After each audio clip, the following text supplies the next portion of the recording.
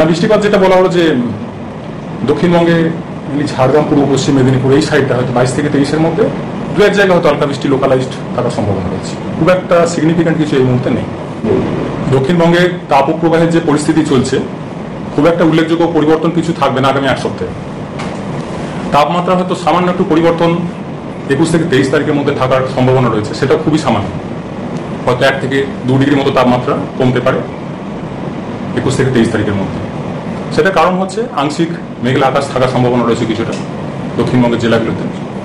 তো তার ফলে যে অস্বস্তিকর যে ওয়েদার যেটা রয়েছে সেটা কিন্তু কন্টিনিউ করবে। 1-2 ডিগ্রি যদি তাপমাত্রা কমেও সেক্ষেত্রে এই অস্বস্তিকর পরিস্থিতিটা খুব একটা কিছু ইম্প্রুভমেন্ট, তাপপ্রবাহের সরাসরি যে ক্রাইটেরিয়া রয়েছে সেটা স্যাটিসফাই যদি নাও হয়, কিন্তু গরম অস্বস্তিকর ওয়েদার কন্টিনিউ করবে। ওকে, আর্দ্রতা একটু বেশিই থাকে, তো অস্বস্তিকর ওয়েদার কিন্তু কন্টিনিউ করবে। 39 থেকে 40 ডিগ্রির কাছাকাছি সর্বোচ্চ কলকাতা পার্শ্ববর্তী অঞ্চলে থাকবে আগামী 2-3 দিন।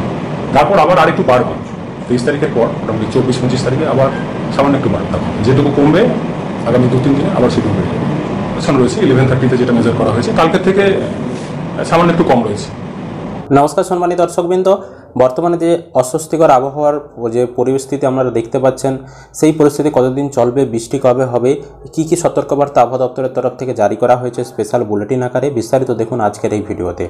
তার আগে ছোট্ট অনুরোধ, চ্যানেলটি আপনি যদি সাবস্ক্রাইব না করে থাকেন অবশ্যই সাবস্ক্রাইব করে নিন, আর ফেসবুক থেকে যারা ভিডিওটি দেখছেন পেজটি ফলো করতে ভুলবেন না। চলুন আমাদেরকে একদম 22 তারিখ থেকে যে আপডেট সেটা দেখিয়ে দিচ্ছি। 22 তারিখে দেখতে পাচ্ছেন শুধুমাত্র দার্জিলিং, কালিম্পংয়ে বৃষ্টি, এছাড়াও পূর্ব মেদিনীপুর, পশ্চিম মেদিনীপুর, ঝাড়গ্রামে হালকা কিছু কিছু বৃষ্টি, মানে এখানে দেখতে পাচ্ছেন পার্সেন্টেজ 25% বা তার কম স্থানে বৃষ্টির সম্ভাবনা, মানে ধরতে পারেন না হওয়ার সম্ভাবনাটাই বেশি। যেগুলো 25% বলে সেই দিনে বৃষ্টিটা হয়ই না, হলেও সেই ছিটে ফোটা 2-1 পশলা বৃষ্টি হবে, তাতে কোনো প্রভাবই পড়বে না এই গরমের। তো এখানে যে পশ্চিম মেদিনীপুর জেলাটা ধরুন অনেক বড় জেলা, তার 100 ভাগের মধ্যে 25% ভাগে বা তারও কম ভাগে অল্প সংখ্যক ছিটেফোঁটা হলেও হতে পারে, না হলে হবার চান্স নেই। এটা গেল 22 তারিখ। 23 তারিখেও একই, উপরে দার্জিলিং, কালিম্পং, জলপাইগুড়ি এবং নিচে পূর্ব মেদিনীপুর, পশ্চিম মেদিনীপুর, ঝাড়গ্রাম, এই 6টি জেলাতে হালকা মাঝারি একদম 25% বা তার কম স্থানে বৃষ্টির একটি সম্ভাবনা রয়েছে, বাকি কোনো জেলাতে বৃষ্টির সম্ভাবনা নেই। তারপরে দেখুন এখানে 24 তারিখ এবং 25 তারিখ আপডেট, দার্জিলিং, কালিম্পংয়ে শুধু বৃষ্টি, বাকি কোনো জেলাতে বৃষ্টি নেই। তারপরে দেখুন 26 তারিখ, দার্জিলিং, কালিম্পং, জলপাইগুড়িতে বৃষ্টি, বাকি কোনো জেলাতে বৃষ্টি নেই। তারপর 27 তারিখে দেখুন দার্জিলিং, কালিম্পংয়ে বৃষ্টি, বাকি কোনো জেলাতে কিন্তু বৃষ্টি নেই। এবার যদি সতর্কবার্তা দেখাই, 22 তারিখে সতর্কবার্তা দেখতে পাচ্ছেন এখানে দার্জিলিং, কালিম্পং এই দুটি জেলাতে এখানে বজ্রবিদ্যুৎ সহ বৃষ্টি, উত্তর দিনাজপুর, দক্ষিণ দিনাজপুর, মালদহতে উষ্ণ আর্দ্র আবহাওয়া এবং তাপপ্রবাহ এখানে মুর্শিদাবাদ, নদিয়া, উত্তর 24 পরগনা, দক্ষিণ 24 পরগনা, কলকাতা, হাওড়া, হুগলি, পূর্ব বর্ধমান, পশ্চিম বর্ধমান, বীরভূম, পূর্ব মেদিনীপুর, পশ্চিম মেদিনীপুর, ঝাড়গ্রাম, বাঁকুড়া, এছাড়া পুরুলিয়া, সমস্ত জেলার ক্ষেত্রেই তাপপ্রবাহ কিন্তু রয়েছে। এছাড়াও এখানে দেখুন আরেকটা জিনিস, উষ্ণ রাত্রি, মানে রাতের বেলা আরও অস্বস্তি গরম আপনার অনুভব হবে এখানে পশ্চিম বর্ধমান জেলাতে এবং মুর্শিদাবাদ এই জেলাতে। এবার দেখুন 23 তারিখে সতর্কবার্তা।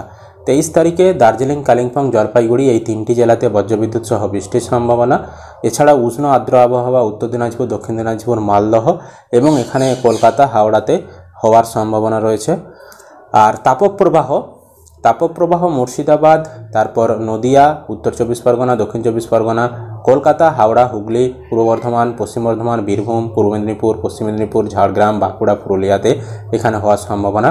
আর বজ্রবিদ্যুৎ সহ বৃষ্টি এখানে কিন্তু পূর্ব মেদিনীপুর, পশ্চিম মেদিনীপুর, ঝাড়গ্রাম এখানেও কিন্তু অল্প বিস্তর সম্ভাবনা রয়েছে, যেটা আগেই বলেছি যে 25% বা তার কম স্থানে বৃষ্টি, সেই সম্ভাবনাটাই বলা হয়েছে 23 তারিখ। তারপর 24 তারিখে দেখুন দার্জিলিং, কালিম্পং এখানে বজ্রবিদ্যুৎ সহ বৃষ্টির সম্ভাবনা এবং উত্তর দিনাজপুর, দক্ষিণ দিনাজপুর, মালদহ এখানেও কিন্তু তাপপ্রবাহের সতর্কবার্তা। এছাড়া প্রতিটি জেলাতে মুর্শিদাবাদ থেকে শুরু করে পূর্ব মেদিনীপুর প্রতিটি জেলাতে এখানে দেখতে পাচ্ছেন অরেঞ্জ সতর্কবার্তা কিন্তু জারি করা রয়েছে 24 তারিখে। এবার 25 তারিখের আপডেট। 25 তারিখে উত্তর দিনাজপুর, দক্ষিণ দিনাজপুর, মালদহ এখানেও তাপপ্রবাহ, এখানে কিন্তু হলুদ সতর্কবার্তা।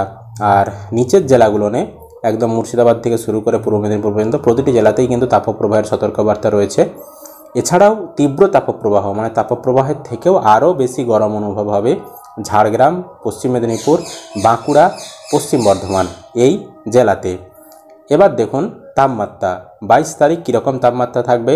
মেদিনীপুরে 42, বিষ্ণুপুরেও 42, পুরুলিয়াতে 41, আসানসোলে 41, শান্তিনিকেতনে 42, শ্রীনিকেতনে 41, বর্ধমানে 40, হাওড়াতে 39, আলিপুরে 39, ডায়মন্ড হারবারে 37, দীঘাতে 36, অশোকনগরে 40, সুন্দরবনে 35, সল্টলেকে 39, দমদমে 40, কৃষ্ণনগরে 40, বহরমপুরে 40, মুর্শিদাবাদে 41, মালদাতে 39, জলপাইগুড়িতে 34, কোচবিহারে 33, শিলিগুড়িতে 35 এবং দার্জিলিংয়ে 20 ডিগ্রি এরকম কিন্তু তাপমাত্রা থাকবে 22 তারিখে। তার মানে বুঝতেই পারছেন এখন এই তাপপ্রবাহ থেকে সেরকম মুক্তি আপনারা পাবেন না, এক সপ্তাহ অন্তত তাপপ্রবাহ থেকে কোনো মুক্তি আপনাদের নেই, সেরকমটাই কিন্তু আবহাওয়া দপ্তর জানিয়েছে। এই ছিল আজকের আবহাওয়ার আপডেট। আশা করি আপনারা ভিডিওটা বুঝতে পেরেছেন। ভিডিও ভালো লাগলে লাইক করবেন, ইউটিউব থেকে দেখলে চ্যানেলটি সাবস্ক্রাইব করতে ভুলবেন না, যারা ফেসবুক থেকে ভিডিওটি দেখছেন পেজটি ফলো করে রাখবেন।